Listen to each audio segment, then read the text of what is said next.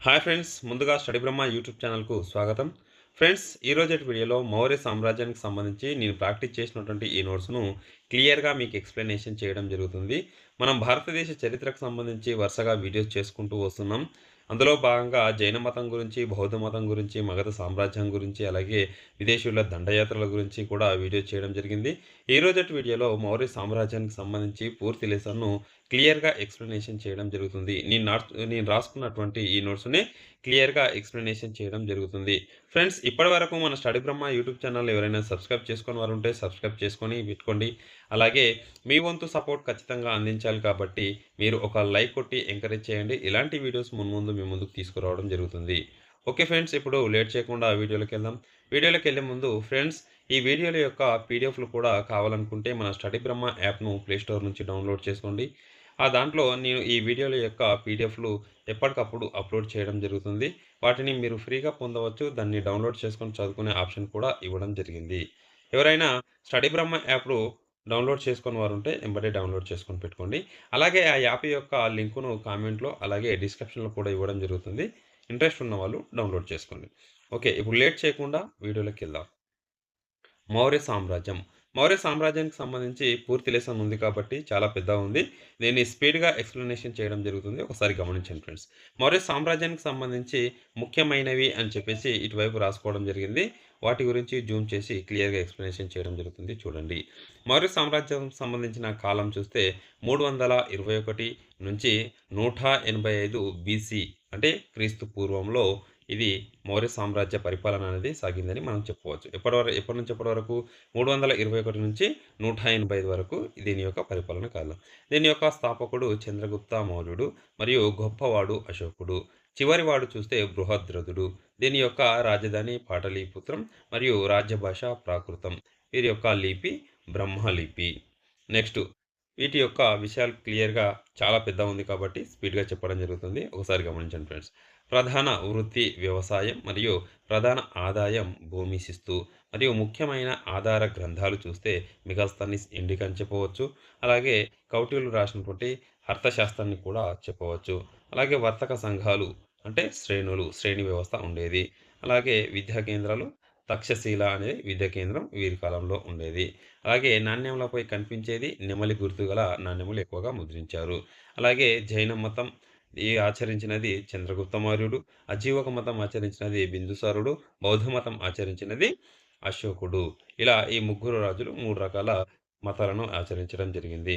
అలాగే ప్రామాణిక నాణ్యం చూస్తే ఫనా.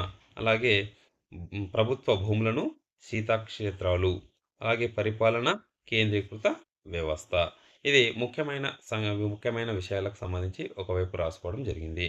అలాగే ఈ లెసన్‌కి సంబంధించి ఆధారాల గురించి చూసినట్టయితే, ఆధారాలలో మనం 2 రకాల ఆధారాలు చూస్తాం. అందులో లిఖితపూర్వకమైన ఆధారాలు అంటే గ్రంథ రూపంలో ఉన్నటువంటి ఆధారాలు. అలాగే పురావస్తు ఆధారాలు అంటే ఇందులో శాసనాలు కానీ మరియు నాణ్యాలు, శాసనాల గురించి ఇందులో ఇవ్వడం జరుగుతుంది. ఈ లిఖితపూర్వకమైన ఆధారాల్లో కూడా 2 రకాల ఆధారాలు చూస్తాం. అందులో విదేశీ గ్రంథాల గురించి చూడడం జరుగుతుంది. అలాగే స్వదేశీయులు రాసినటువంటి గ్రంథాల గురించి కూడా చూడడం జరుగుతుంది. అంటే మౌర్య సామ్రాజ్యానికి సంబంధించి విదేశీయుల గ్రంథాలలో కూడా ఉంటుంది. అలాగే స్వదేశీయుల గ్రంథాల్లో కూడా ఉంటుంది. ఈ స్వదేశీయ గ్రంథాలలో మతపరమైన గ్రంథాలు, మతేతరమైన గ్రంథాలలో ఈ రెండింటిలో కూడా ఉండడం జరుగుతుంది. ఇక్కడ పురావస్తు ఆధారాల్లో చూస్తే నాణ్యాల గురించి చూస్తాం, శాసనాల గురించి చూస్తాం. శాసనాల్లో కూడా 2 రకాల శాసనాలున్నాయి. అశోకుడు వేయించిన శాసనం మరియు ఇతరులు వేయించిన శాసనాలు 2 రకాల శాసనాలు ఉన్నాయి. ఇప్పుడు క్లియర్‌గా చూసినట్టయితే ఆధారాలలో లిఖితపూర్వకమైన ఆధారాల గురించి చూస్తాం. అందులో విదేశీ రచనల గురించి ఇప్పుడు చూద్దాం. విదేశీ రచనలు. ఇక్కడ మనం చదివే అంశాలు ఇటువైపు రాయడం జరిగింది చూడండి. విదేశీ అంశాలు. విదేశీ అంశాలలో మనం చదివే అంశాలు గ్రీకుల యొక్క రచనలు, శ్రీలంకుల యొక్క రచనలు, అలాగే టిబెట్ గ్రంథాలు. ఇక్కడ 3 రకాల గ్రంథాల గురించి చూడడం జరుగుతుంది. అందులో భాగంగా ఇప్పుడు గ్రీకులు రాసినటువంటి రచనల గురించి చూసినట్టయితే గ్రీకు రచనలు. ఇందులో మనం 5 రకాల పుస్తకాల గురించి చదువుతాం. 5 రకాల గ్రంథాలు. మెగాస్తనీస్ రాసినటువంటి ఇండికా గురించి చదవడం జరుగుతుంది. స్ట్రాటో రాసినటువంటి జియోగ్రఫీ, జస్టిస్ రాసినటువంటి ఎపిటోమ్, ఫ్లీనీ రాసినటువంటి నేచురల్ హిస్టరీ, అలాగే ప్లూటార్క్ రాసినటువంటి పారాలస్ లైన్స్ అనే గ్రంథం. ఇలా 5 గ్రంథాల గురించి క్లియర్‌గా చూస్తాం. ఆ 5 గ్రంథాలు వేటి గురించి తెలియచేస్తున్నాయనే అంశాల గురించి కూడా చూడడం జరుగుతుంది. అందులో భాగంగా మెగాస్తనీస్ రాసినటువంటి 'ఇండికా' గురించి చూస్తే, ఇది మౌర్యుల యొక్క పరిపాలన వ్యవస్థల గురించి గాని, పాటలీపుత్రం నగరం గురించి గాని వివరించడం జరుగుతుంది. ఈ మెగాస్తనీస్ అనే వ్యక్తి సిరియా పాలకుడైనటువంటి సెల్యూకస్ నికేటర్ యొక్క రాయబారిగా మన చంద్రగుప్త మౌర్యుని దగ్గరికి రావడం జరిగింది. ఈ మెగాస్తనీస్ అనే వ్యక్తి. ఇది గుర్తుంచుకోవాలి. నెక్స్ట్ గ్రంథమైనటువంటి జియోగ్రఫీ గురించి చూస్తే, ఇది స్ట్రాటో అనే వ్యక్తి రాయడం జరిగింది. జియోగ్రఫీ అనే గ్రంథం. ఇది తెలియజేస్తున్నటువంటి అంశాలు చూస్తే సెల్యూకస్ నికేటర్‌కు మరియు చంద్రగుప్తుని మధ్య జరిగినటువంటి యుద్ధం గురించి తెలియజేస్తుంది. అలాగే సెల్యూకస్ నికేటర్ యొక్క కుమార్తె అయినటువంటి హెలెనాను చంద్రగుప్త మౌర్యుడు వివాహం చేసుకున్నట్టుగా ఇది తెలియజేస్తుంది. ఈ అంశాలు గూడా గుర్తుపెట్టుకోవాలి ఫ్రెండ్స్. ఈ అంశాలను కొన్నింటిని ఇచ్చి క్రిందిలో ఈ క్రింది ఏ గ్రంథంలో ఈ అంశాలపై పేర్కొన్నారు అనే అంశంలో క్వెషన్స్ వచ్చే అవకాశం ఉంటుంది కాబట్టి, ఈ అంశాలు కూడా ఇవ్వడం జరుగుతుంది. నెక్స్ట్ జస్టిస్ అనే వ్యక్తి రాసినటువంటి గ్రంథం 'ఎన్ ఎఫిటోమ్' అనే గ్రంథం రాయడం జరిగింది. ఇందులో చంద్రగుప్త మౌర్యుని శాండ్రకొట్టాస్ అని పేర్కొనడం జరిగింది. అంటే నీచ జాతికి చెందినవాడు అని పేర్కొనడం జరిగింది. నెక్స్ట్ ఫ్లీనీ రాసినటువంటి గ్రంథం చూస్తే ఏది 'నేచురల్ హిస్టరీ'. ఇందులో చంద్ర మౌర్యులకు సంబంధించిన మౌర్యులకు సంబంధించిన సైనిక బలం గురించి చెప్పడం జరిగింది. అందులో 6,00,000 కాల్బలం, 30,000 అశ్విక బలం, 9,000 ఏనుగులు, 8,000 రథాలు ఉన్నట్టు వీరి యొక్క సైనిక బలం గురించి తెలియజేయడం జరిగింది. నెక్స్ట్ ప్లూటార్క్ రాసినటువంటి 'పారాలస్ లైన్స్' అనే గ్రంథం గురించి ఇప్పుడు చూస్తాం. అందులోని అంశాలు చూసినట్టయితే, అందులోని అంశాలు మౌర్యుల యొక్క సైనిక శక్తి గురించి వివరించడం జరుగుతుంది. అలాగే మౌర్యుడు అనే వ్యక్తి అలెగ్జాండర్‌ను కలిసినట్టుగా ఏ గ్రంథంలో ఉంది? ప్లూటార్క్ రాసినటువంటి 'పారాలస్ లైన్స్' అనే గ్రంథంలో ఉందని మనం గమనించాలి. నెక్స్టు చంద్రగుప్త మౌర్యుడు అనే వ్యక్తి సెల్యూకస్ నికేటర్‌కు 500 ఏనుగులను బహుమతిగా పంపాడని ఇందులో పేర్కొనడం జరిగింది. అలాగే మౌర్యుల యొక్క సైనిక బలం గురించి కూడా తెలియచేయడం జరిగింది. అందులో 8,000 అశ్విక బలం, అలాగే 2,000 కాల్బలం, 8,000 రథబలం, అలాగే 6,000 గజబలం ఉందని ఇందులో పేర్కొనడం జరిగింది. ఇది ఈ గ్రీకు రచనలకు సంబంధించి 5 రకాల గ్రంథాలు. నెక్స్ట్ శ్రీలంకకు సంబంధించిన ముఖ్యమైన గ్రంథాల గురించి చూసినట్టయితే, శ్రీలంకకు సంబంధించిన 2 గ్రంథాల గురించి చదువుతాం. ఏది 'మహావంశ' అనే గ్రంథం, 'వంశతాపకాశిని' అనే గ్రంథం. ఈ 2 గ్రంథాల గురించి చదవడం జరుగుతుంది శ్రీలంక రచనలో భాగంగా. ఇందులో అశోకుడు అనే వ్యక్తి 100 మంది సోదరుల్లో 99 మందిని చంపి రాజ్యానికొచ్చినట్టు 'మహావంశ' అనే గ్రంథంలో పేర్కొనడం జరిగింది. అలాగే ఈ ఈ గ్రంథంలో మొట్టమొదటిసారిగా అశోకుడిని చండా అశోక అని ప్రస్తావించడం జరిగింది.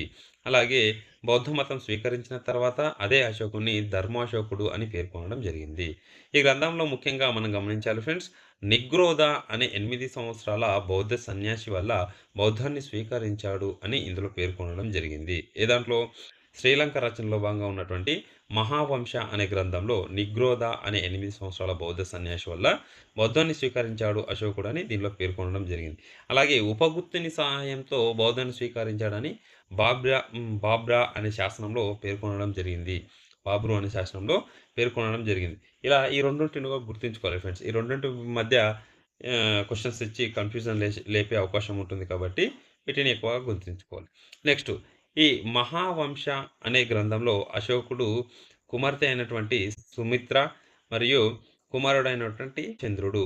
మహేంద్రుడు కుమారుడైనటువంటి మహేంద్రుడు వీరిద్దరూ బౌద్ధ ప్రచారం గురించి శ్రీలంక వెళ్ళినట్టుగా ఇందులో పేర్కొనడం జరిగింది. ఇది ఒక గ్రంథంకి సంబంధించి. రెండవ గ్రంథం అయినటువంటి 'వంశతాపకాశిని'లో చూసినట్టయితే మౌర్యులు శక వంశం అని ఇందులో పేర్కొనడం జరిగింది. అలాగే క్షత్రియులు అని కూడా పేర్కొనడం జరిగింది. వీరి కాలంలో జైన, బౌద్ధ మతాలు ఉన్నత స్థాయికి చేరుకోవడం జరిగింది. ఇది శ్రీలంక రచనలకు సంబంధించిన 2 గ్రంథాలు. నెక్స్ట్ టిబెట్ గ్రంథాలకు సంబంధించి చూస్తే అందులో 'ద హిస్టరీ ఆఫ్ టిబెట్' అనే గ్రంథం గురించి చదవడం జరుగుతుంది. దీన్ని రచించినది తారానాథ్ అనే వ్యక్తి రచించడం జరిగింది. ఈ వ్యక్తి ఇంకో గ్రంథాన్ని కూడా రాయడం జరిగింది ఫ్రెండ్స్. అది 'హిస్టరీ ఆఫ్ బుద్ధిజం' అని ఈ గ్రంథాన్ని రాయడం జరిగింది. ఇందులో నెక్స్ట్ ఇప్పుడు 'ద హిస్టరీ ఆఫ్ టిబెట్' అనే గ్రంథంలో అశోకుడు 6 మంది సోదరులను చంపి వచ్చాడు అని ఇందులో ఉన్నటువంటి అంశం. ఇది టిబెట్ గ్రంథాలకు సంబంధించి. ఇలా గ్రీకు రచనల గురించి గాని, శ్రీలంక రచనల గురించి గాని, టిబెట్ రచనల గురించి, విదేశీ రచనల్లో భాగంగా ఈ 3 గ్రంథాల గురించి నేర్చుకోవడం జరుగుతుంది. నెక్స్ట్ నేర్చుకోబోయే అంశాల గురించి ఇటువైపు రాయడం జరిగింది చూడండి. స్వదేశీ సాహిత్యం.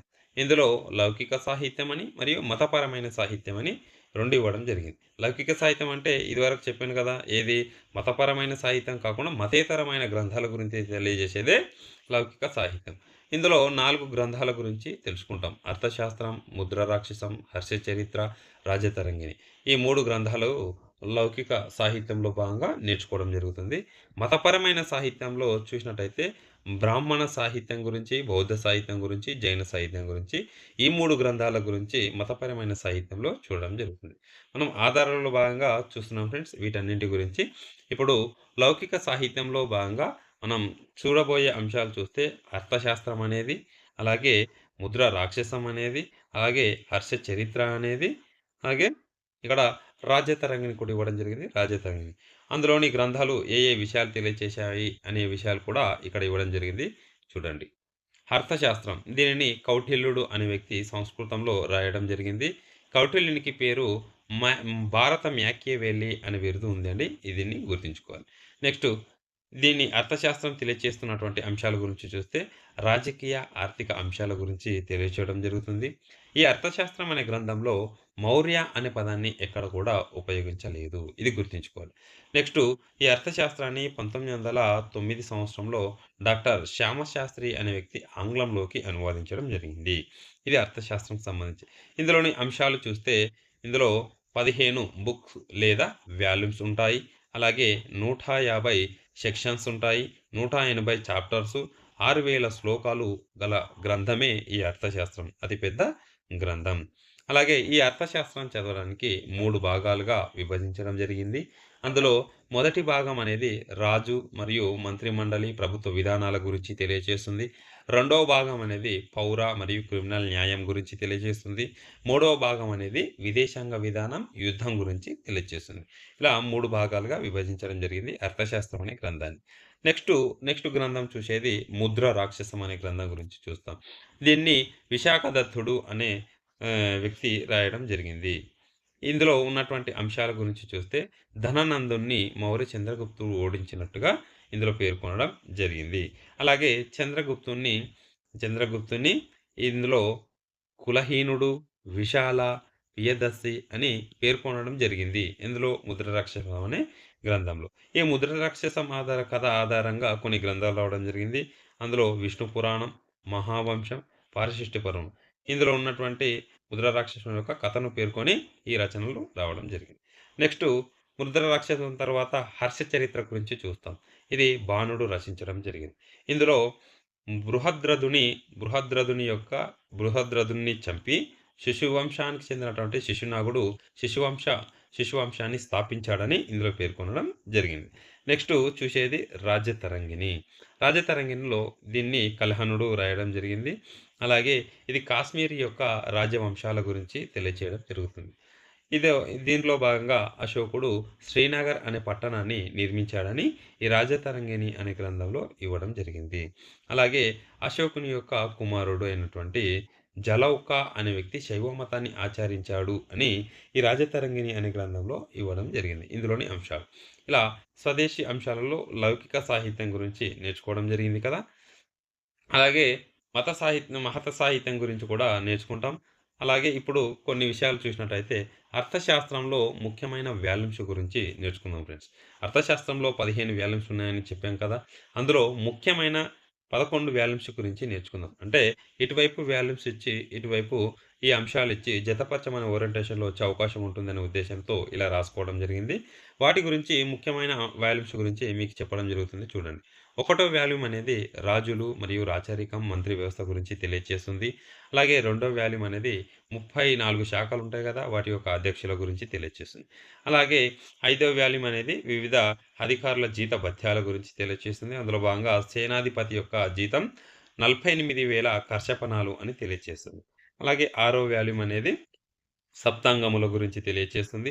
ఏడవ వాల్యూమ్ అనేది రాజ్య విదేశాంగ విధానం గురించి.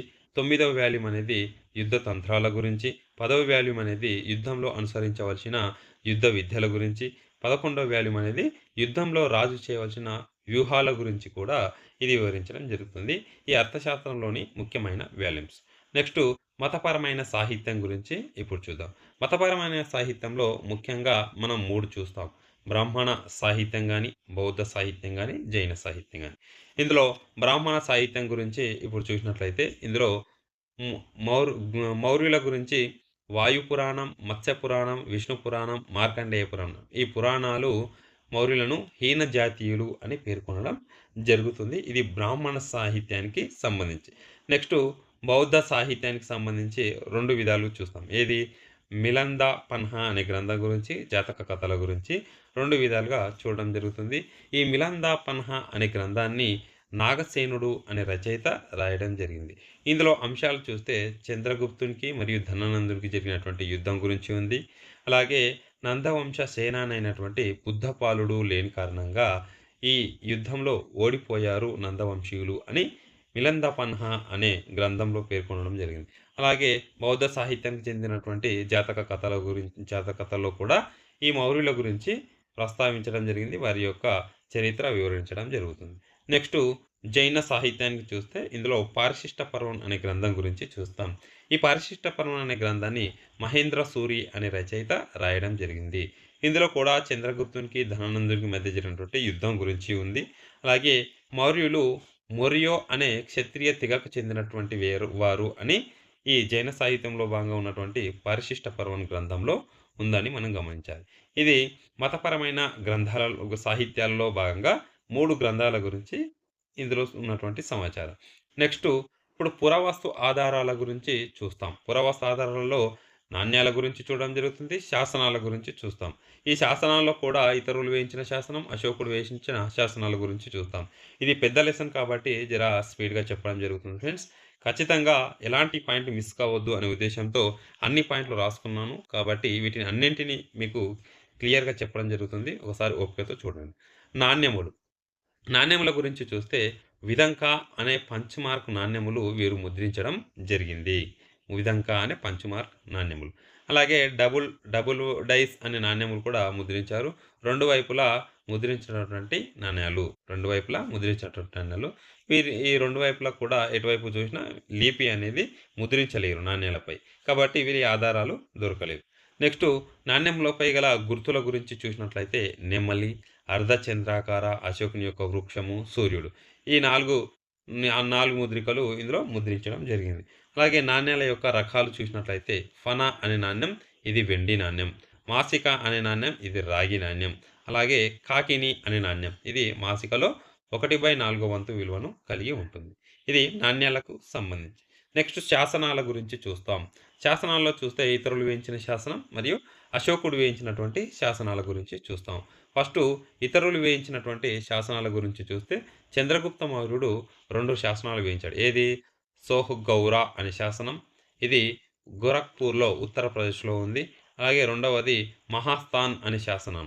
ఇది బంగ్లాదేశ్‌లోని బోగ్రా అనే జిల్లాలో ఉంది. నెక్స్టు రుద్రదమనుడు వేయించినటువంటి శాసనం చూస్తే జునాగఢ్ శాసనం. ఇది భారతదేశంలోనే మొట్టమొదటి సంస్కృతంలో వేయించినటువంటి శాసనం. జునాగఢ్ శాసనంగా మనం గుర్తుంచుకోవాలి. ఇది రుద్రదమనుడు వేయించాడు. నెక్స్టు దశరథుడు వేయించినటువంటి శాసనం చూస్తే నాగార్జున గుహాలయ శాసనం. ఇది గయా దగ్గర వేయించడం జరిగింది. ఇందులో భాగంగా 3 గుహాలయాలు నిర్మించాడు. ఎవరు? దశరథుడు నిర్మించారు. ఈ 3 గుహాలయాలను అజీవక మతస్థులకు దానం చేయడం జరిగింది. దీని గురించి నాగార్జున గుహాలయ శాసనంలో పేర్కొనడం జరిగింది. ఇది దశరథుడు వేయించాడు. ఇది ఇతరులు వేయించినటువంటి శాసనాలు. నెక్స్టు అశోకుడు వేయించినటువంటి శాసనాల గురించి ఇప్పుడు చూసినట్లయితే లిఖితపూర్వకమైన ఆధారాలు ఇందులో పేర్కొనడం జరిగింది, లభించాయి. బ్రహ్మలిపిలో వీటిని వేయడం జరిగింది. ఈ శాసనాల గురించి మొట్టమొదటిసారిగా 1837 సంవత్సరంలో జేమ్స్ ప్రిన్సెప్ అనే పురావస్తు శాస్త్రవేత్త వీటిని చదవడం జరిగింది. వీటి ఆధారంగా కొన్ని పుస్తకాలు కూడా రాయడం జరిగింది. అది దీనికి సంబంధించి. నెక్స్ట్ మొట్టమొదటి డేరియస్ను ప్రేరణగా తీసుకొని ఈ అశోకుడు అనే వ్యక్తి శాసనాలు వేయించాడని ఇందులో పేర్కొనడం జరుగుతుంది. అలాగే ఈ శాసనాల గురించి ఇంకో అంశం చూస్తే 47 ప్రాంతాలలో అఖండ భారతదేశంలోని 47 ప్రాంతాలలో 181 శాసనాలు లభ్యం కావడం జరిగింది.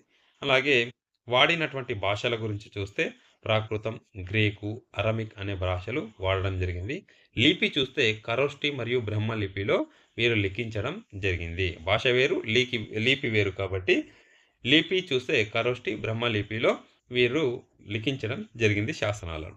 నెక్స్టు దక్షిణ భారతదేశానికి సంబంధించి శాసనాలు చూస్తే ఆంధ్రప్రదేశ్‌లో లభిస్తాయి. అవి ఎర్రగుడి శాసనం, ఇది కర్నూలు జిల్లాలో. రాజుల మందగిరి శాసనం, ఇది కూడా కర్నూలు జిల్లాలో లభించింది.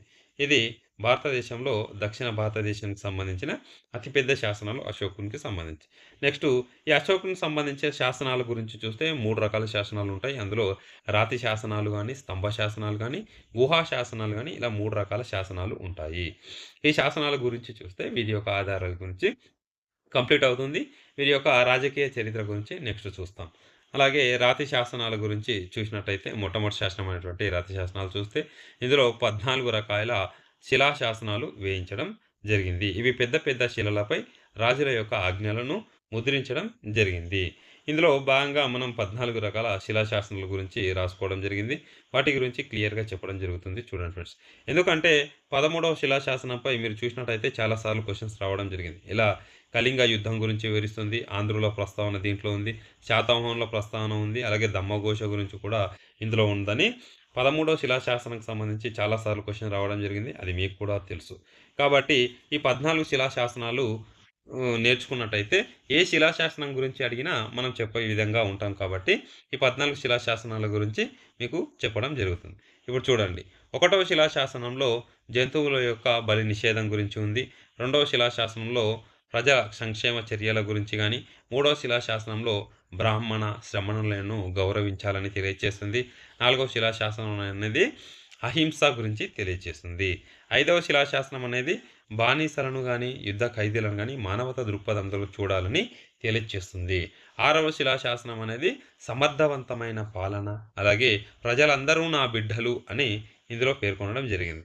7వ శిలాశాసనం అనేది ఇతర మతాల పట్ల సహనం, సమాన గౌరవం అందించాలి అని తెలియజేస్తుంది. 8వ శిలాశాసనం అనేది ధమ్మయాత్రకు వెళ్తున్నాను అని అశోకుడు ఇందులో పేర్కొనడం జరిగింది. అలాగే 9వ శిలాశాసనం చూస్తే వైదిక క్రతువులను వదిలి అశోకుని ధమ్మలో చేరండి అని ఇందులో పేర్కొనడం జరిగింది. నెక్స్ట్ 10వ శిలాశాసనం గురించి చూస్తే దమ్మ అంటే చెడు నుంచి విముక్తి అని పేర్కొనడం జరిగింది. 11వ శిలాశాసనం గురించి చూస్తే మోక్షం కోసం దమ్మను తీసుకోవాలి అని పేర్కొన్నారు. 12వ శిలాశాసనంలో వర్గ పోరాటాన్ని గురించి తెలపడం జరిగింది. అలాగే 13వ శిలాశాసనం గురించి మనకు తెలుసు కదా. ఇందులో కళింగ యుద్ధం గురించి, ఆంధ్రుల ప్రస్తావన గురించి, శాతవాహనుల గురించి, దమ్మఘోష గురించి ఇందులో పేర్కొనడం జరిగింది. 14వ శిలాశాసనం చివరగా 14వ శిలాశాసనం చూస్తే అలెగ్జాండర్ మరియు టాలమీల యొక్క ప్రస్తావన ఇందులో పేర్కొనడం జరిగింది. దమ్మ గురించి కూడా పేర్కొనడం జరిగింది ఈ 14వ శిలాశాసనంలో. ఇలా 14 రకాల శిలాశాసనాల గురించి కూడా క్లియర్‌గా రాసుకోవడం జరిగింది. మీకు చెప్పడం జరుగుతుంది. నెక్స్ట్ రెండవది అశోకుడు వేయించినటువంటి శిలాశాసనంలో రెండవది స్తంభ శాసనాలు. మొదటిది రాతి శిలాశాసనాల గురించి నేర్చుకున్నాం కదా. స్తంభ శాసనాలు. ఇందులో 6 స్థలాల్లో 7 పెద్ద స్తంభ శాసనాలు లభ్యం కావడం జరిగింది. అందులో మీరట్‌లో మీరట్‌లో లభించింది ఒకటి.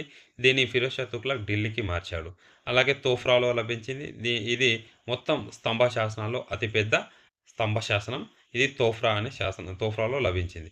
అలాగే కౌశంబి అనేది జహంగీర్ అనే వ్యక్తి అలహాబాద్‌కు మార్చడం జరిగింది. అలాగే లౌరియా నందన్‌ఘర్ ఇందులో లభించింది. ఇది అత్యంత సుందరమైన స్తంభ శాసనం. ఇది బీహార్‌లో లభించింది. అలాగే లౌరి అరాజ్ అనేది ఇది బీహార్‌లో లభించింది. అలాగే రాంపూర్వలో లభించింది. ఇది బీహార్‌లో ఉంది ఇది కూడా. ఇది అందమైన వృషభ శిల్పం అనేది ఇందులో ఉండడం జరిగింది. ఇది స్తంభ శాసనాలకు సంబంధించి.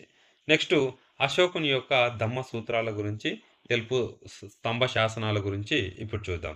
ఇందులో మొదటి స్తంభ శాసనంలో చూస్తే నడవడిక మరియు నీతి సూత్రాల గురించి పేర్కొనడం జరిగింది.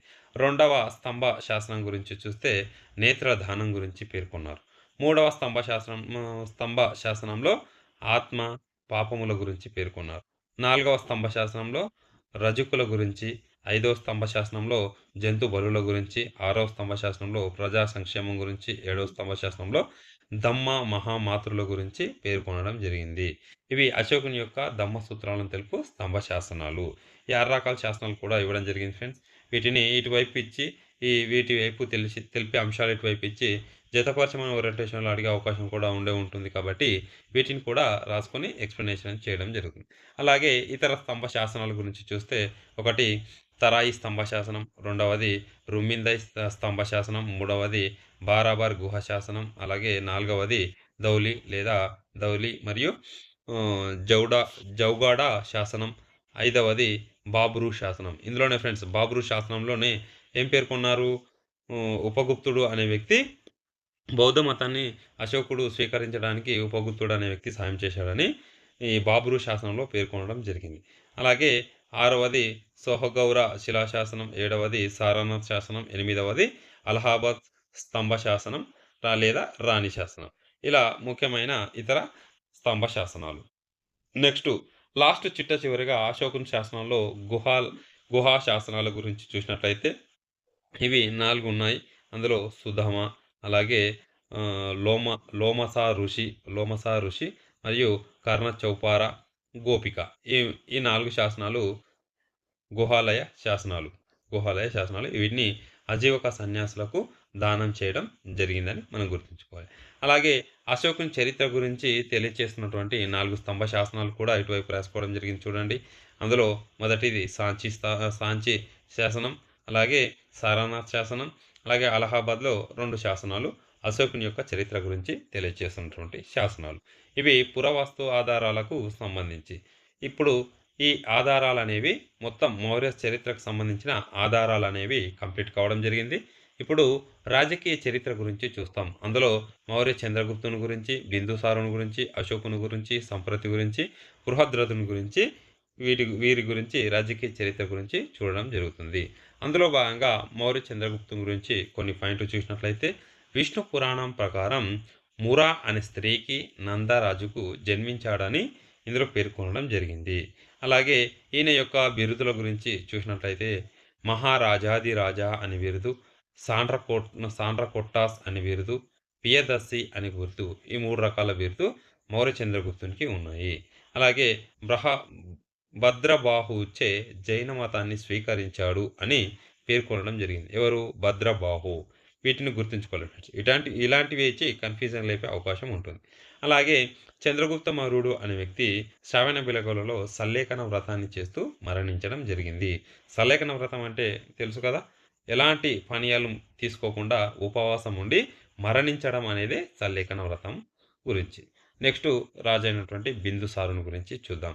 ఈయన యొక్క బిరుదులు చూసినట్లయితే సింహసేనుడు అనే బిరుదు, అమిత్రో కేటస్ అనే బిరుదు, ఈ 2 బిరుదులు బిందుసారునికి ఉన్నాయి. ఈయన యొక్క రాయబారుల గురించి, ఈయన ఆస్థానాన్ని సందర్శించినటువంటి రాయబారుల గురించి చూసినట్లయితే 2 ఉన్నారు. అందులో డైమాకాస్ అనే ఒక రాయబారి, అలాగే డయనోసియస్ అనే రాయబారి. ఈ డైమాకాస్ అనే రాయబారి సిరియా రాజైనటువంటి యాంటియోకస్ I అనే వ్యక్తి ఈ రాయబారిని బిందుసారుని యొక్క ఆస్థానానికి పంపడం జరిగింది. అలాగే రెండవ వ్యక్తి అయినటువంటి డయనోసిస్ అనే వ్యక్తిని ఈజిప్టు రాజు అయినటువంటి ఫిలడోల్ఫస్ అనే రాజు రాయబారిగా ఈ బిందుసారుని ఆస్థానానికి పంపడం జరిగింది, డయనోసిస్ అనే రాయబారిని. వీరిద్దరూ రాయబారులు. నెక్స్ట్ ఆస్థానంలోని అజీవక భవిష్యవేత్త చూసినట్టయితే పింగళి వత్స. ఎవరు? బిందుసారుని ఆస్థానంలో ఉన్నటువంటి అజీవక మత భవిష్యవేత్త పింగళి వత్స. వీరిని గుర్తుంచుకోవాలి. నెక్స్ట్ అశోకుని గురించి ఇప్పుడు చదవడం జరుగుతుంది. అశోకుని గురించి చూసినట్లయితే మౌర్య వంశంలోనే గొప్పవాడు అశోకుడు. అశోకుడు అనగా దుఃఖం లేని వాడు అని అర్థం రావడం జరుగుతుంది. దుఃఖం లేనివాడు అని అర్థం వస్తుంది అశోకుడు అనే పదానికి. ఈయన యొక్క బిరుదులు చూస్తే దేవనాం పియ మరియు పియదస్సి అనే బిరుదులు ఈయనకు ఉన్నాయి. అశోక శాసనాలు లిపిని 1837 సంవత్సరంలో జేమ్స్ ప్రిన్సెఫ్ అనే వ్యక్తి చదివాడని ఇదివరకే తెలుసుకోవడం జరిగింది. అలాగే అశోక రాజు కాలంలో పరిపాలన, అశోకుడు యువరాజుగా ఉన్నప్పుడు పరిపాలించినటువంటి ప్రాంతాలు చూస్తే అవంతి, తక్షశిల అనే ప్రాంతాలను అశోకుడు యువరాజుగా ఉన్నప్పుడు పరిపాలించడం జరిగింది. అలాగే తన తండ్రి నెక్స్ట్ ఫ్రెండ్స్ అశోకుని యొక్క మంత్రి గురించి చూస్తే రథగుప్తుడు ఈయన సహాయంతోనే అధికారంలోకి వచ్చాడని పేర్కొనడం జరుగుతుంది. అలాగే అశోకుని సంబంధించి వారి యొక్క భార్యల గురించి చూసినట్టయితే అసంధిమిత్ర అనే భార్య, ఈమె పట్టపురాణి. కారువాకి అనే భార్య, ఈమె అశోకుడు ముసలివాడున్నప్పుడు కొట్టి హింసించిందని ఇందులో పేర్కొనడం జరుగుతుంది. అలాగే తిస్స రక్షత అనే భార్య ఉంది. ఈమె బోధి వృక్షానికి హాని కలిగించడం జరిగింది. అలాగే దివిష మహాదేవి అనే వ్యక్తి, ఈమె మహేంద్రునికి సంప్రతి అనే కుమార్తెకు తల్లి. అలాగే పద్మావతి, ఈమె కునాలునికి తల్లి. ఇలా ఈయనకు సంబంధించిన 5 రకాల భార్యలు, 5 మంది భార్యలు. నెక్స్ట్ అశోకుని యొక్క కుమారుల గురించి చూసినట్టయితే నలుగురున్నారు. కునాల, అలాగే తివార, అలాగే జలౌక, అలాగే మహేంద్ర అనే నలుగురు కుమారులు ఉన్నారు. కుమార్తెలు చూస్తే ఇద్దరున్నారు. అది సంఘమిత్ర, చారువాకి అనే ఇద్దరు కుమార్తెలు ఉన్నారు. మనవలు చూస్తే దశరథ, సంప్రతి, అలాగే సుమాన, ఈ ముగ్గురు మనవళ్ళు ఈయనకు ఉన్నారు. ఈ అశోకుడు అనే వ్యక్తి ఉపగుప్తుని సహాయంతో బౌద్ధాన్ని స్వీకరించాడని బాబ్రు శాసనం అనేది పేర్కొనడం జరుగుతుంది. బాబ్రు శాసనంలో తెలపడం జరిగింది. ఈ అశోకుడు అనే వ్యక్తి మూడవ బౌద్ధ సంగీతిని నిర్వహించడం జరిగింది. దానికి మొగలిపుత్త తిస్సా అనే వ్యక్తి అధ్యక్షత వహించడం జరిగింది. ఇది అశోకునికి సంబంధించిన సమాచారం. నెక్స్ట్ కళింగ యుద్ధానికి సంబంధించి ఇప్పుడు చూద్దాం ముఖ్యమైన సమాచారాన్ని. కళింగ యుద్ధం అనేది క్రీస్తు పూర్వము 261లో జరిగింది. ఈ యుద్ధమునకు పూర్వం అశోకుని చండాశోకుడు అని పిలిచేవారు. యుద్ధం తర్వాత ధర్మాశోకుడు అని కూడా పిలవడం జరిగింది. అది వేరే విషయం. నెక్స్ట్ పట్టాభిషేకం అయినటువంటి 9 సంవత్సరాల తర్వాత కళింగ యుద్ధం జరిగింది. ఈ కళింగ యుద్ధం గురించి 13వ శిలాశాసనంలో క్లియర్‌గా తెలపడం జరిగింది. నాగతెగలకు అశోకునికి మధ్య జరిగింది. ఈ యుద్ధం గురించి చూస్తే 1,00,000 మంది చనిపోవడం జరిగింది. యుద్ధంలో పాల్గొన్నటువంటి నాగతెగలకు సంబంధించిన కళింగ రాజుల గురించి చూస్తే దిమోవాసి అనే రాజు, మేఘవాహన అనే ఇద్దరు రాజుల మధ్య కళింగ యుద్ధం జరిగింది. అంటే ఈ ఇద్దరు రాజులు మరియు అశోకుని మధ్య కళింగ యుద్ధం జరిగింది. ఈ కళింగ యుద్ధం జరిగిన 5 సంవత్సరాల తర్వాత బౌద్ధాన్ని అశోకుడు స్వీకరించడం జరిగింది. ఇది దీనికి సంబంధించి. నెక్స్ట్ సంప్రతి గురించి చూసినట్లయితే ఈయన ఉజ్జయిని, పాటలీపుత్రం అనే 2 ప్రాంతాలను రాజధానిగా చేసుకొని పరిపాలన సాగించాడు. అలాగే జైన అశోకుడు అని ఈయనకు బిరుదు కలిగింది. ఈయన సంప్రతికి జైన అశోకుడు అనే బిరుదు ఉంది. ఇది మనం గమనించాలి. నెక్స్ట్ ఈయన సుహాస్తి అనే పండితుని సాయంతో జైనం వైపుకు మళ్ళాడు అని చెప్పవచ్చు. సుహాస్తి అనే పండితుడు జైనం వైపుకు ఈయనని మళ్లించడం జరిగింది. ఇది దీనికి సంబంధించి. నెక్స్ట్ భద్ర భద్ర బృహద్రథునికి సంబంధించి చూస్తే ఈయన మౌర్య వంశంలోనే చివరివాడు. పుష్యమిత్ర శుంగుడు అనే వ్యక్తి ఇతన్ని హతమర్చి శుంగ వంశాన్ని ఏర్పాటు చేయడం జరిగింది. ఇది మౌర్య వంశానికి సంబంధించిన రాజకీయ చరిత్ర. వీరి పరిపాలన వ్యవస్థల గురించి కొంత సమాచారం ఇవ్వడం జరిగింది. వాటిని చూడండి. వీరి యొక్క పరిపాలన అనేది కేంద్రీకృత పరిపాలన. ఈ పరిపాలనకు 4 ప్రాంతాలుగా విభజించడం జరిగింది. 4 ప్రాంతాలు వాటి యొక్క రాజధానులు చూస్తే ఉత్తర పదలో తక్షశిల, దక్షిణ పదలో ఉజ్జయిని, అవంతి పదలో సువర్ణగిరి, పశ్చిమ పదలో ఏది తోషాలి అనే రాజధాని. ఇలా 4 ప్రాంతాలను విభజించి పరిపాలించడం జరిగింది. నెక్స్ట్ వీరి యొక్క రాజ్యం గురించి చూస్తే రాజ్యానికి రాజు ఉంటాడు. అలాగే తర్వాత రాష్ట్రం లేదా ప్రావిన్స్, దీనికి కుమారమాత్య లేదా ఆర్యపుత్రులు అనే వ్యక్తులు అధ్యక్షులుగా ఉంటారు. అలాగే ఆహారములకు 2 అధికారులు ఉంటారు. ఎవరు? రజుక అనే వ్యక్తి, ఈయన రెవెన్యూ వ్యవహారాలు చూస్తాడు. ప్రదేశిక అనే వ్యక్తి ఈయన శాంతి భద్రతల గురించి చూస్తాడు. నెక్స్ట్ చివరిది గ్రామాలకు గ్రామిణి లేదా గ్రామిక అనే వ్యక్తులు అధ్యక్షులుగా ఉండడం జరిగింది. నెక్స్ట్ అర్థశాస్త్రంలోని వీరి యొక్క పరిపాలనకు సంబంధించి అర్థశాస్త్రంలో ఉన్నటువంటి సప్తాంగాల గురించి చూస్తే 1 రాజు, ఈయన చక్రవర్తి, మంత్రి అమాత్య, రాజ్యం అంటే జనపద భూభాగం, అలాగే కోశం అంటే ఖజానా, కోట అంటే దుర్గం, సైన్యం అంటే బల దండ, అలాగే మిత్ర అంటే మిత్ర దేశాలు. ఇలా ఈ సప్తాంగాల గురించి అర్థశాస్త్రంలో పేర్కొనడం జరిగింది. వీరి పరిపాలనకు సంబంధించే యంత్రాంగంలో 3 దశలు ఉంటాయి. అది కేంద్ర పాలన, అలాగే ప్రాంతీయ పాలన, స్థానిక పాలన. అలాగే వీరు నిర్వహించినటువంటి సభల గురించి చూస్తే పౌరసభ ఇది పట్టణాలలో నిర్వహించే సభ. అలాగే జనపద సభ ఇది గ్రామాల్లో నిర్వహించినటువంటి సభలు. నెక్స్ట్ ఈ పరిపాలనకు సంబంధించే 34 శాఖలు ఉన్నట్లుగా అర్థశాస్త్రంలో పేర్కొనడం జరిగింది. అర్థశాస్త్రంలో వీటి యొక్క అధ్యక్షుల గురించి కూడా పేర్కొనడం జరిగింది. ఇది పరిపాలనకు సంబంధించి. అలాగే ఈ పరిపాలనలో భాగంగానే ఉన్నత ఉద్యోగాల గురించి కొంతమందిని చూద్దాం ఫ్రెండ్స్. ఎందుకంటే ఈ ఉద్యోగాల్లో కొంతమందినిచ్చి ఇటువైపు వారు నిర్వహించే శాఖలిచ్చి జతపరచమని ఓరియంటేషన్‌లో వచ్చే అవకాశం ఉంటుందని వారి యొక్క 15 మంది ఉన్నత ఉద్యోగుల గురించి రాసుకోవడం జరిగింది. ఇందులో ఇ ఇతిహాజక మహత్తారా అనే వ్యక్తి స్త్రీ సంక్షేమ శాఖ గురించి చూడడం జరుగుతుంది. అలాగే అంత మహామత్తారా అనే వ్యక్తి ఇది సరిహద్దు పర్యవేక్షణ చేయడం జరుగుతుంది. అలాగే ప్రదేశిక్ అనే వ్యక్తి గురించి చూశాం గదా! ఇంతకుముందే ఏది ఆహారంలో శాంతి భద్రతల గురించి చూస్తారు. అలాగే యుక్తాలను గణాంక అధికారి అని చెప్పవచ్చు.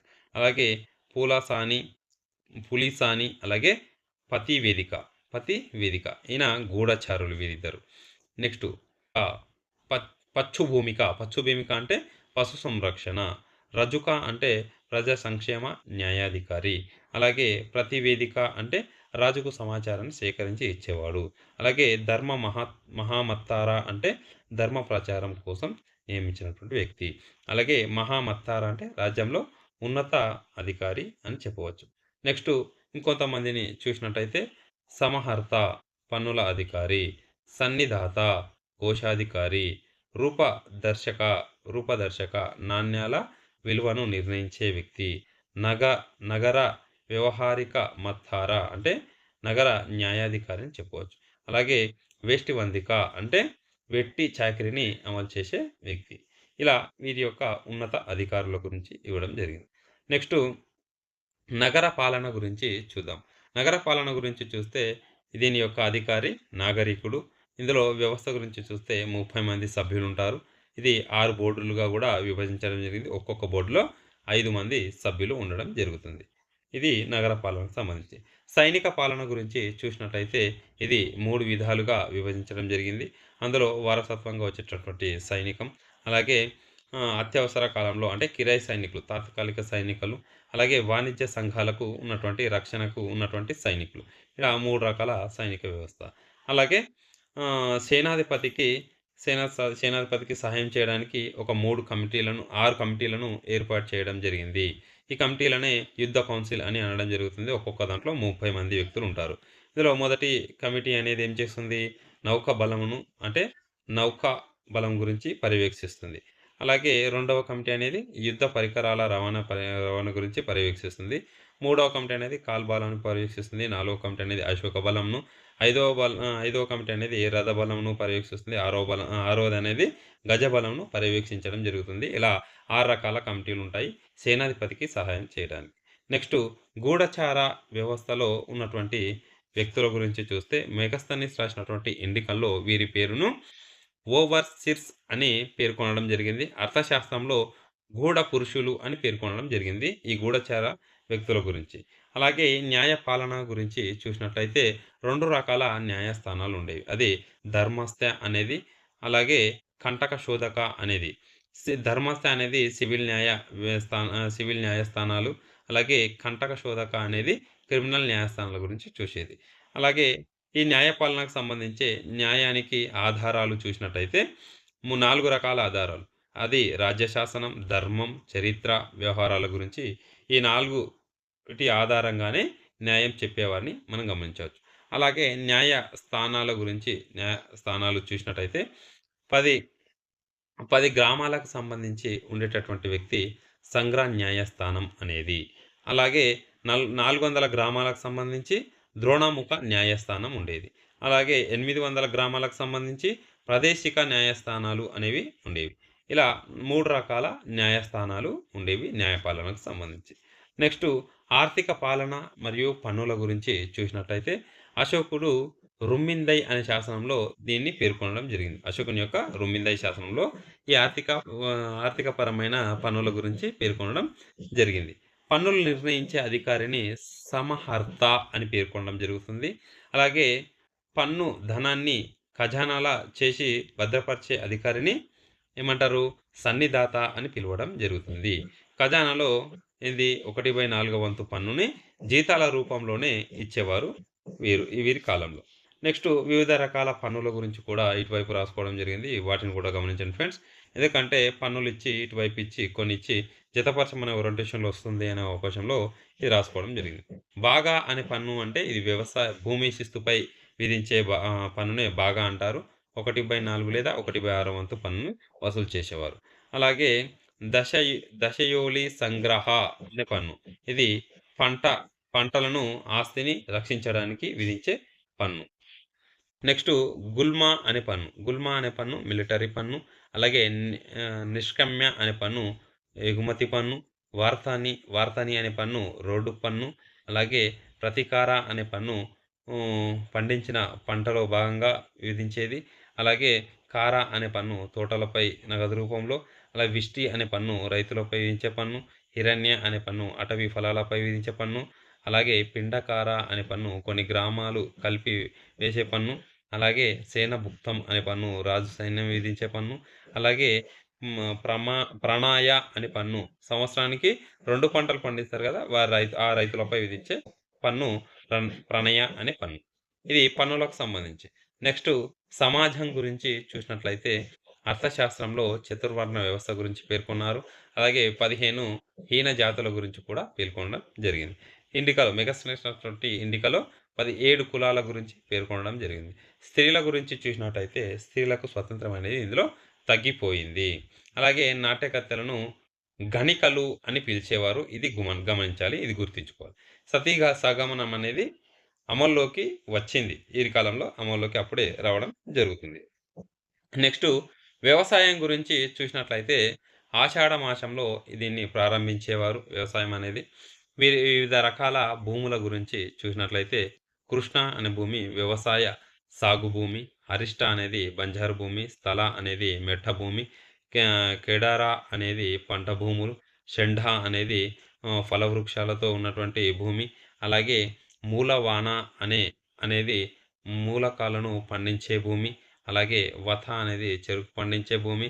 వివిధ అనేది పశువుల మేతకు విధించినటువంటి భూమి. అలాగే సీత భూములంటే రాజ్యానికి సొంత వ్యవసాయ భూములని చెప్పవచ్చు. ఇవి భూములకు సంబంధించి. నెక్స్ట్ చూస్తే పరిశ్రమలకు సంబంధించి కొంత సమాచారాన్ని చూసినట్లయితే పరిశ్రమలు. ఇందులో శ్రేణి వ్యవస్థ ఉండేది. ఈ శ్రేణుల గురించి చూస్తే ఆధునిక బ్యాంకుల వలె అవి పనిచేసేవి. 15% వడ్డీకి అప్పులు కూడా ఇచ్చేవని మనం గమనించాలి. శ్రేణికి అధిపతి శ్రేష్ఠి.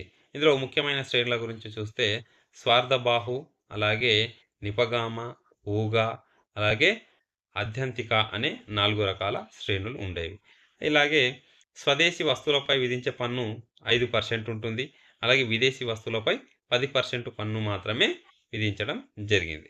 నెక్స్టు కౌటిల్యుని ప్రకారంగా వివిధ చేతి వృత్తుల యొక్క వ్యక్తుల గురించి చూసినట్లయితే కొంతమందిని ఇవ్వడం జరిగింది. ఇది చాలా సార్లు క్వెషన్ రావడం జరిగింది ఫ్రెండ్స్. దీన్ని మీరు గమనించండి. చాలా సార్లు ఇటువైపు వారు చేసే వృత్తుల నుంచి వారిని ఇచ్చి జతపరచమనే ఓరియంటేషన్‌లో క్వెషన్స్ ఇచ్చారు కాబట్టి దీన్ని రాసుకోవడం జరిగింది. వీటిని చూడండి. అయస్కార అంటే కుమ్మరి అని అర్థం. అలాగే కర్మార అంటే కంసాలి అనే అర్థం. చర్మం అంటే చెప్పులు కుట్టేవారు అని అర్థం. అలాగే కుత్తిక అంటే వడ్రంగి పని చేసేవారు అని అర్థం. అలాగే మేధక అంటే మెదరివారు. అలాగే నాపిత అంటే మంగలివారు. రజక అంటే చాకలివారు. తంతువారు అంటే చేనేత కార్మికులు. అలాగే తున్నవారు అంటే దర్జవారు అని అర్థం. అలాగే రజువర్ధక అంటే తాళ్ళు అల్లేవారు అని అర్థం. ఇలా వారు చేసేటటువంటి వృత్తులకు సంబంధించి. నెక్స్ట్ రేవు పట్టణాల గురించి చూస్తే పశ్చిమ రేవు పట్టణం, తూర్పు రేవు పట్టణాలు ఉంటాయి. పశ్చిమలో 2 ఉంటాయి. బారుకచ్చా అనేది, సోఫారా అనేది ఉంటుంది. తూర్పున ప్రాలిఫ్తి అనేది రేవు పట్టణం ఉండేది. ఈ రేవు పట్టణంలో చేసినటువంటి ఎగుమతులు, దిగుమతుల గురించి చూసినట్టయితే ఎగుమతులు మిరియాలు, సుగంధ ద్రవ్యాలు, వజ్రాలు, దంతపు వస్తువులు, నెమళ్ళు వీటిని ఎగుమతి చేసేవారు. దిగుమతి చేసుకునేవి గాజు, ఉన్ని, చినాంబరం అనేవి దిగుమతి చేసుకునే వస్తువులు. వీటికి సంబంధించి నాణ్యాల గురించి చూసినట్టయితే ఇవి అధికారిక నాణ్యం చూస్తే విద్దంక అనే నాణ్యం. ఇందులో తోలా అనే నాణ్యం బంగారు నాణ్యం. ఫన అనేది వెండి నాణ్యం. కర్షప అనేది మిశ్రమ లోహ నాణ్యంగా మనం గమనించాలి. ఇది నాణ్యాలకు సంబంధించి. అశోకుని యొక్క ధమ్మాలోని ముఖ్యమైన కొన్ని అంశాల గురించి కూడా ఇవ్వడం జరిగింది. ఇందులో సస్నష, సస్నష అంటే పెద్దలను సేవించడం అని అర్థం. అలాగే అపచీతి అంటే ఇందులో ఏదిది ఉపాధ్యాయులను కూడా గౌరవించాలి. అలాగే అవిహింస భూత్యం అంటే హేళన చేయడం అనేది కూడా హింసించినట్టే అని చెప్పడం జరుగుతుంది. అలాగే సంప్రతిపత్తి అంటే అన్ని మత సన్యాసులకు సమాన గౌరవం ఇవ్వాలి. అలాగే అపద్యావాత, అలాగే అపబాంధవతాచ అంటే ఇందులో పొదుపును పాటించాలి అని పేర్కొనడం జరుగుతుంది. సత్యం అంటే నిజం, బ్రహ్మరథ అంటే నైతికత, అలాగే భావశుద్ధి అంటే స్వచ్ఛమైన ఆలోచన, స్వచ్ఛమైన హృదయం అని ఇందులో పేర్కొనడం జరిగింది ధమ్మలోని కొన్ని అంశాల గురించి. అలాగే ధమ్మ ప్రచారం గురించి చూసినట్టయితే శ్రీలంకలో ప్రచారం చేసినటువంటి వ్యక్తి దేవనాంపియా తిస్సా అనే వ్యక్తి శ్రీలంకలో ప్రచారం చేయడం జరిగింది. ప్రచారం కొరకు ధమ్మ గురించి మహామాత్రులను కూడా నియమించడం జరిగింది. ఈ అర్థశాస్త్రంలోని వివిధ విద్యల గురించి చూస్తే వార్త గాని, అనిక్షాతి అనిక్షాకి అనేది, అలాగే త్రాయి అనేది, దండనీతి అనేవి ఈ విద్యల గురించి అర్థశాస్త్రంలో పేర్కొనడం జరిగింది. అలాగే లాస్ట్ చిట్ట చివరగా సారనాథ్ సింహాల గురించి చూద్దాం ఫ్రెండ్స్. సారనాథ్ శాసనంలో ఉన్నటువంటి 4 సింహాల గురించి చూస్తే 4 సింహాలు 4 దిక్కులను సూచిస్తున్నాయి. అలాగే ఇందులో 24 పుల్లాల చక్రం ఉంటుంది. అలాగే చక్రం చుట్టూ 4 చిన్న జంతువులుంటాయి. ఏది గుర్రం, ఎద్దు, ఏనుగు, సింహం అనేవి 4 జంతువులు ఉండడం జరిగింది. ఇది భారత ప్రభుత్వం అనేది చిహ్నంగా తీసుకోవడం జరిగింది. ఇందు నుంచి సారనాథ్ శాసనం నుంచి. ఇందులో నా 24 పుల్లాలు గల చక్రాన్ని తీసుకోవడం జరిగింది. అలాగే ఈ జంతువులలో ఉన్నటువంటి గుర్రం గాని, ఎద్దు గాని ఈ రెండింటిని తీసుకోవడం జరిగింది. గుర్రంను మరియు ఎద్దును మాత్రమే తీసుకున్నది. ఏనుగును, సింహంను రద్దు చేయడం జరిగింది. ఇది దీనికి సంబంధించి. ఇది మౌర్య సామ్రాజ్యానికి సంబంధించిన పూర్తి లెసన్‌కు సంబంధించిన సమాచారం. ఇలాంటి సమాచారాన్ని ఎప్పటికప్పుడు మన స్టడీ బ్రహ్మ యూట్యూబ్ ఛానెల్‌లో అందివ్వడం జరుగుతుంది. మీరు ఈ వీడియో చాలా లెంతీగా అనిపియొచ్చు. కానీ కాకపోతే ఎలాంటి పాయింట్ మిస్ కాకుండా అందించానని మీరు గమనించాలి. ఇందులో మీరు ఎలాంటి పాయింట్ మిస్ కాకుండా చదువుకున్నప్పుడు మాత్రమే గ్రూప్ 2 స్థాయి ఉద్యోగాలు వచ్చే అవకాశం ఉంటుంది కాబట్టి, ఖచ్చితంగా ఎలాంటి పాయింట్ మిస్ కాకుండా ఉండే విధంగా ఈ వీడియో చేసి మీకు అందివ్వడం జరుగుతుంది. మీ సపోర్ట్ ఖచ్చితంగా అందించండి. మీ సపోర్ట్‌గా ఒక లైక్ కొట్టి ఎంకరేజ్ చేయండి. ఇలాంటి వీడియోస్ మున్ముందు మీ ముందుకు తీసుకురావడం జరుగుతుంది. ఓకే ఫ్రెండ్స్, నెక్స్ట్ వీడియోలో మళ్ళీ కలుద్దాం. Thank you.